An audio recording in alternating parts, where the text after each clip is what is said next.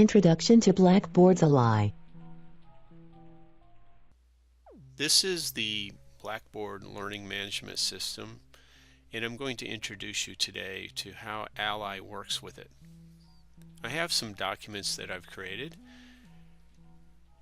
This example is an inaccessible journal article. When I open up this journal article, you may not be able to tell, but this is just a picture of a journal article. And so it has a red icon here that identifies this document as to the level of accessibility. When it's red, it means it doesn't have a very good accessibility score. So if I click, you'll see it is 0% accessible. And it says to the faculty member, can you get hold of the original? And if you can, then you should upload that. This second document here is a PowerPoint, and you see it has a yellow score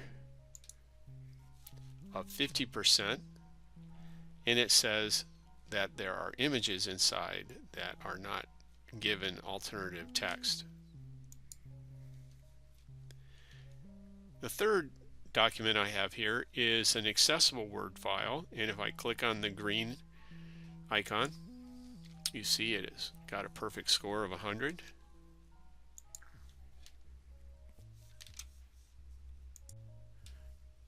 This document scored 100, but this document is a document that had no semantic structure and there was no markup of any of the pictures. And so let's look at the score of this one. And you see it says the document doesn't contain alt text for the images, and it gives it a 71 score, even though it's the same document. It also doesn't have headings. Besides providing a 71% accessibility score, it also gives the person who's put this document in a couple bits of information. The first one is, what does this mean? So if I click what does this mean, it gives me some information. It says an alternative description is a textual alternative for an image, and it continues to describe it. It also gives me how to add descriptions. So it gives some pointers to find some resources, such as Word for Microsoft Office 2016. If I click on that, it's going to give me the instructions for how to add that in Word. Once I close that out, I'm going to come down to a couple other documents. This marked up one and this marked up one are the same document, a chapter of a book. The first one is marked up so that the PDF has the right tags and so forth. If I click on the green icon, I am able to see that only the contrast is an issue in this document, and they haven't figured out a way yet to give guidance on that. They're probably going to have that up soon. But here in the non-marked up version, I get a yellow reading, and I click on that, and you see it says 61% is accessible, and it shows that the images are not given alternative descriptions.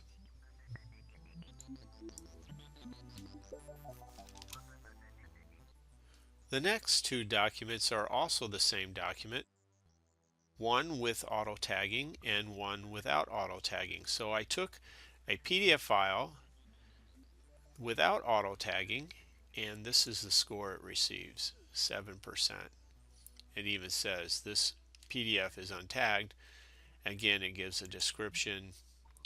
Most documents are created in word processing programs such as Word or PowerPoint before they are converted to PDF. Many programs create PDF files, but few produce structured or tagged PDFs.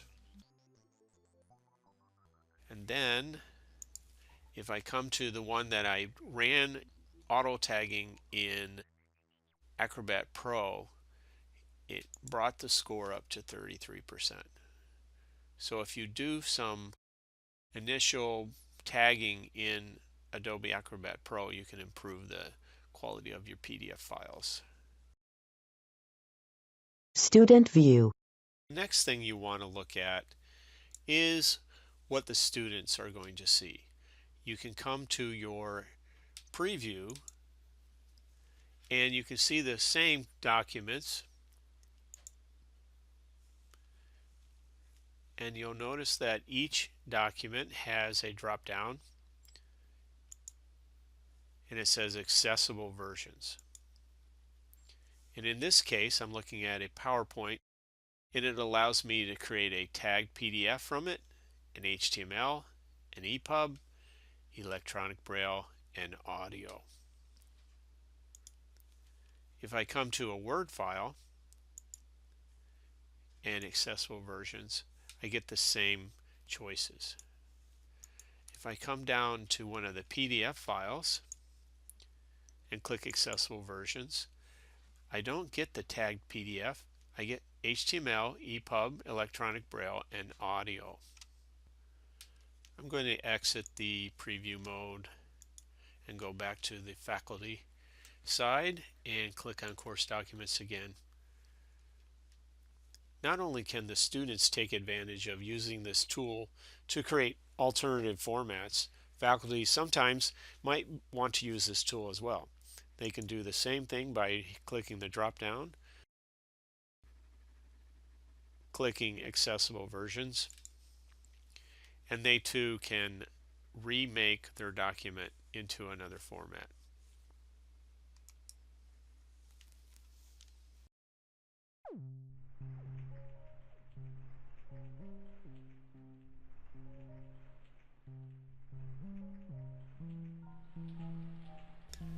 I hope you enjoyed this session today of Points of Access covering Blackboard's Ally product.